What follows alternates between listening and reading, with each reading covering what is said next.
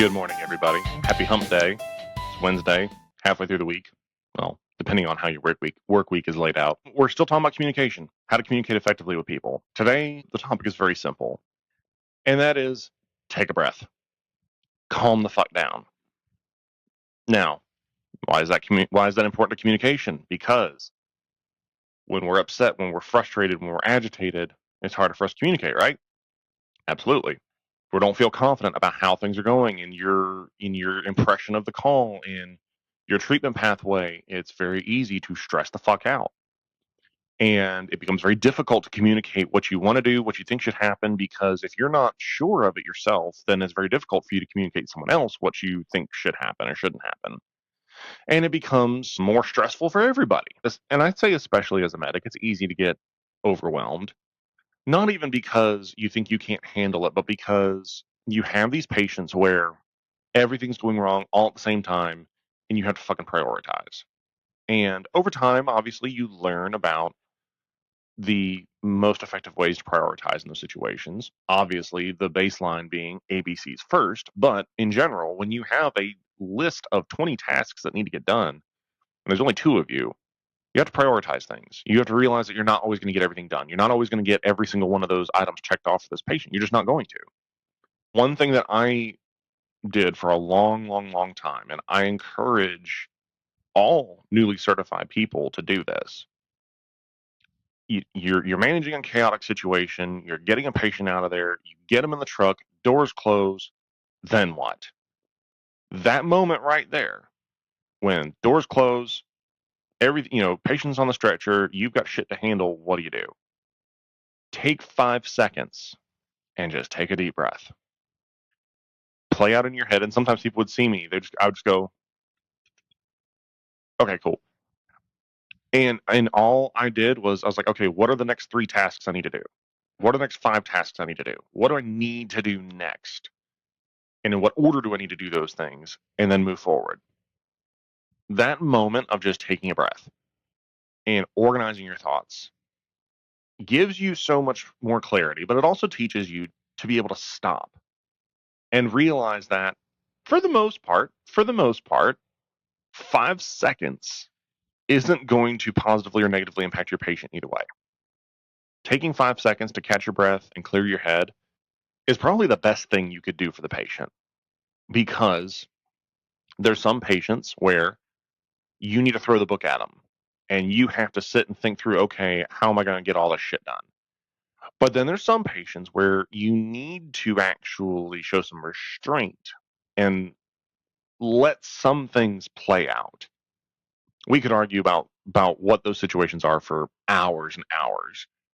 Point being, it's a judgment call, and it's important for us to take those 5-second breaks now and then, not just to clear our own head, but to communicate with other people and say, hey, here's what I'm thinking. Are you still thinking this, or are you seeing anything unusual? It's a time to check with them. Hey, how are those interventions going? How are you getting good bagging compliance? Are you having any issues with this, that, or whatever? Is suction still working effectively? Or what's our status? Do a status check on everybody, basically. Those few seconds to catch your breath is a way for you to emotionally regulate and say, I'm not going to let this call run me. I'm going to do a full stop in my head, at the very least, and take it all in, see where we are, and then make a decision and go forward and communicate effectively. You can't go wrong by being methodical, by being reasonable and rational in your decision making. Sometimes you have to go on gut. And we all know these situations where you take everything in and you're like, I've seen this kind of shit before. I don't 100% know, but I think this is the direction I need to go. So I'm just going to go with that until something comes up to prove me wrong otherwise. And that's just part of the magic and wizardry of being a paramedic, is sometimes you just kind of got to go with it and hope that everything shakes out, because we don't have the ability to have all the data of what's going on with the patient. We have to sometimes make assumptions. We have to guess on things. And so being willing to calm yourself, calm everything in the back of that ambulance, and say, okay, what do we think? What needs to happen next? Cool, let's do it. And you're not surrendering anything by soliciting opinions from other responders. There's nothing wrong with asking the brand spanking new EMT, hey, what do you think about this?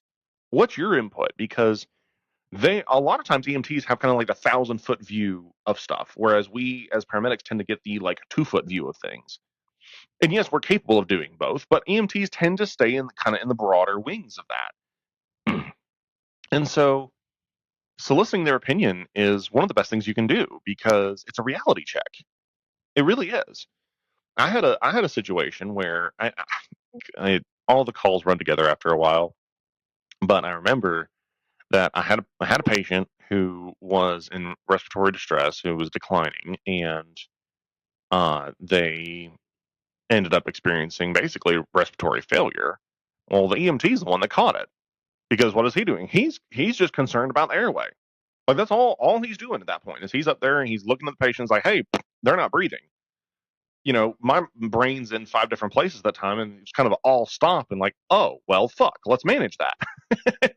So it's perfectly fine to solicit input from other responders and be willing to listen to them saying, hey, what you're doing is not working right now, or hey, buddy, that might not be important right now because this is what's going on, because they just saw it sooner than you did, and that's perfectly fine. Take a breath, take it all in, and move forward confidently. So, and we've talked about this before, that just because a call is critical, that has, I would argue that it does have a bearing on how you should act, and the bearing is you need to calm the fuck down even more. If I've got a kind of a basic call, okay, cool. You know, I can cut up, I can, you know, joke or whatever, and you know, put the patient at ease, kind of take things easy. But the more critical a call is, obviously you should still be perceptive no matter what you're doing. You should be investigating everything and be aware of what's going on with your patient. But the more acutely bad off your patient is, the more you should be engaged and should be chilling the fuck out and being hyper analytical, not overthinking, but hyper analytical. Because if you're hyper analytical and you know what to do with that information, cool. That's the best. That's the sweet spot of where you can be. Now, we've all seen it where there's people who are they're hyper observant, but they also suffer from analysis paralysis. You need to be able to process the information that you're getting from the patient in real time and adjust your expectations, adjust your differentials accordingly, because your patients are going to throw shit at you. They don't read the textbook. They don't know how they're supposed to be presenting. They're just going to present the way their body presents. So being able to process all of that information in an effective way and say, hey, I know that I was going down this one particular pathway, but I'm starting to see some trends that are concerning me, and I think we need to adjust and course correct over to here. Cool. Sounds fine. That's the way it works. That's the way everybody does it. That's the way physicians do it. That's medicine. But you do that more effectively when you are able to full stop, take a deep breath, control your breath and heart rate, and act accordingly. There's so much data out there that shows if you can control how you are breathing, you're controlling your nervous system very well.